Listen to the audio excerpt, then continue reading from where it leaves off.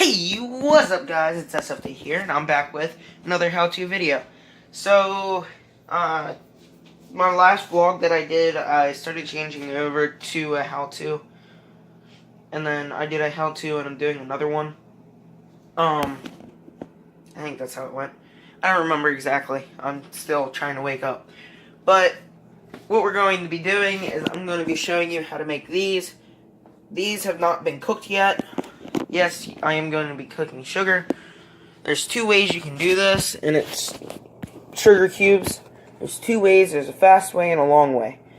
So, both ways you start out with this way. You're going to need 1/4 cup of sugar. Or, well, the recipe says 1/4 cup to half a teaspoon. I do a half a cup, so that's 2 scoops of the 1/4.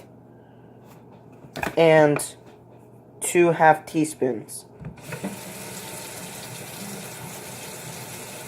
1, 2. You're going to take your fork and mix. This doesn't take very long.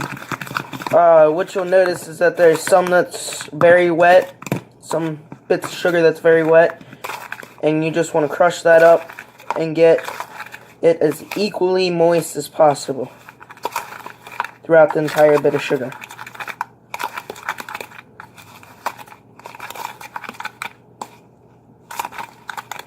Just like so. This is about a good consistency. It crumbles, but it molds, and it should hold its shape like the others. So this is a half a cup to a teaspoon of water. Next, what I'm going to do is take a tablespoon, sort of flatten it out, take your finger, make sure it's as even as you can get it.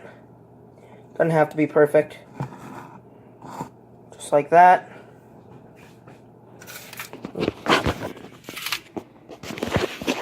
I'm going to take it, just going to set it right on. That's it. That's all there is to it. It's just making the molds. Now, while I do this next batch of stuff, I'm going to be talking about the different processes. So, what this is, it allows you to mold it. It's really it. The water doesn't change anything. It just makes it moldable, and it'll make it hold its shape.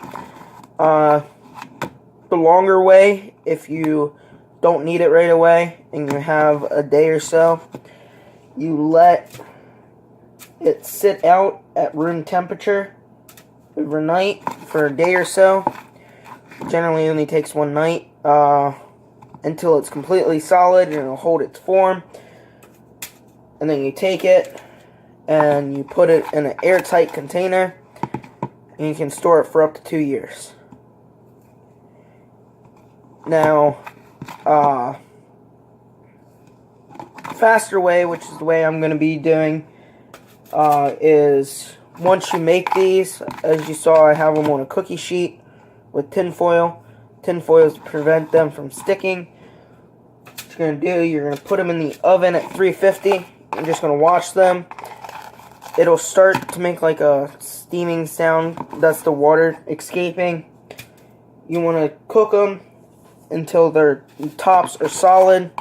Sometimes some of the bottoms will turn golden brown, and then you know it's ready. 16 should be good for this batch.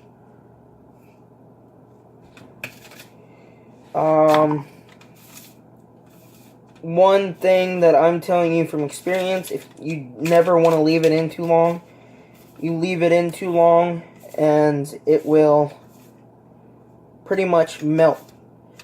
What that is the sugar liquefying into a, I pretty much just said liquid, 350. And that's no good. You want to watch. If it starts to do that too much, they're going to be no good, because that's the inside's going out. It's going to cook from the inside first, because the outside will be hard. So it'll pretty much hollow out and burn. And then once it turns to liquid, it'll burn, and it smells nasty. Very bad. So you just want to watch it closely. I'm going to go ahead and put on the oven light. And it's in there. I don't know if you guys can see it, but I will be back when it's ready. And I'm back.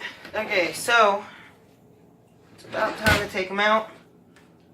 You're going to need a oven mitt, obviously.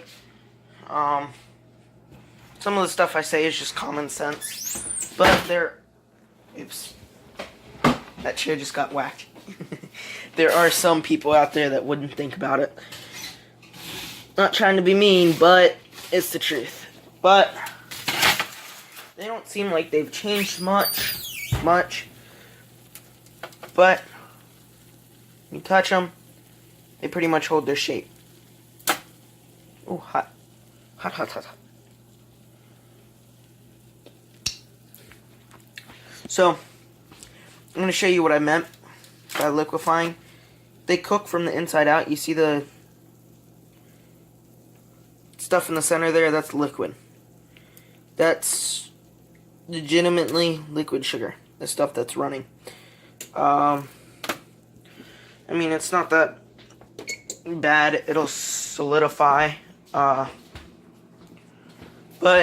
what I'm going to do, the next thing you gotta do is you gotta let it chill, because you don't want to put it in here hot, because when it cools off, it'll create condensation, which is, for those of you that don't know, condensation is when the heat and the moisture touch cold air.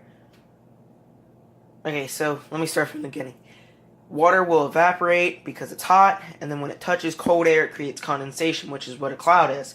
Now, inside of an airtight container, this has a rubber seal. Inside of this container, when it's airtight, there is no way for the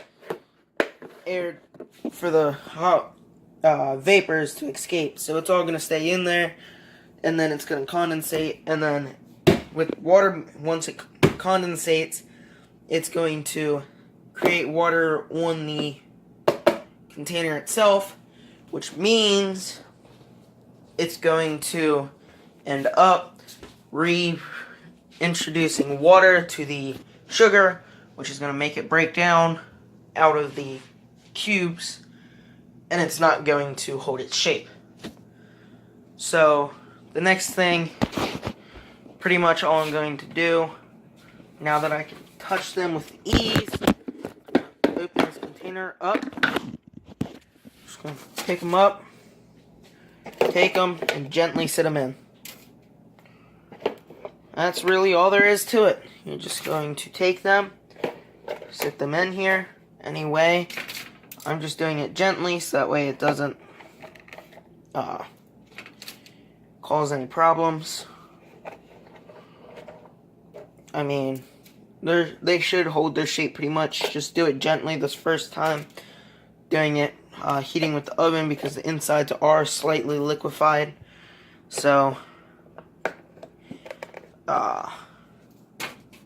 there's really no way of doing any of that.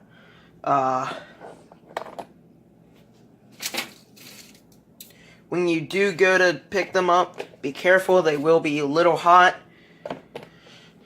I'm warning you now, you may burn yourself doing this, so it's not my fault if you burn yourself. I told you the proper safety precautions, so if you burn yourself, it's your own fault. That's it. I'm just going to let them sit out for a while to let the air cool them off. Once they're nice and cool, I'll put the lid on, and you can store them for up to 2 years. With this, if you wanted to make more, you could. For me, 16 is enough for now. I don't really need much more than 16 because it's just 1 or 2 cubes per cup of tea, depending on the size. Yeah. Then you just take the tin foil and you toss it away. One big tip for any type of cooking. Clean up as you go. It makes the process a lot easier. Actually, this is just heated, so I can just put this away once it cools off.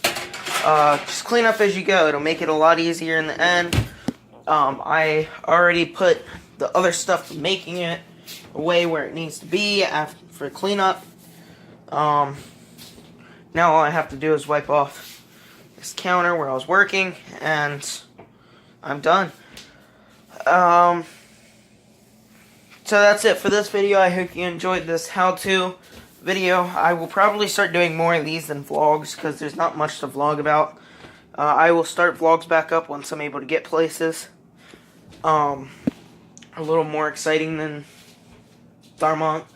I mean, Tharmont's Tharmont. But I'll see you in the next video.